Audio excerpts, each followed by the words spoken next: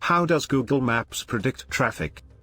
The green, yellow and red routes that Google Maps uses to indicate clear, slow-moving, or heavily congested traffic are a great help when you're trying to determine the fastest way to your destination. But how does Google know the traffic conditions between where you are and where you're trying to go? Well, Google Maps bases its traffic views and faster route recommendations on two different kinds of information. Historical data about the average time it takes to travel a particular section of road at specific times on specific days. And real-time data sent by sensors and smartphones that report how fast cars are moving. Early versions of Google Maps relied only on data from traffic sensors, most of which were installed by government transportation agencies or private companies that specialize in compiling traffic data. Using radar, active infrared, or laser radar technology, the sensors are able to detect the size and speed of passing vehicles and then wirelessly transmit that information to a server. Data from these sensors can be used to provide real-time traffic updates.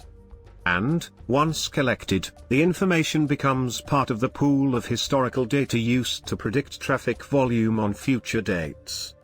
However, sensor data was largely limited to highways and primary roads because the sensors were typically installed only on the most heavily traveled or traffic-prone routes.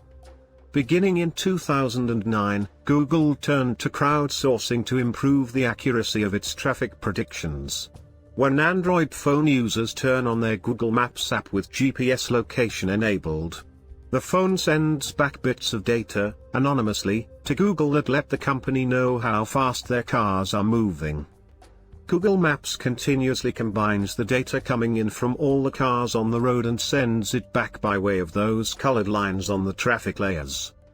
As more and more drivers use the app, the traffic predictions become more reliable. Because Google Maps can look at the average speed of cars traveling along the same route without misinterpreting someone's morning coffee stop as a traffic jam. If Google Maps doesn't have enough data to estimate the traffic flow for a particular section of road, that section will appear in gray on the traffic layer.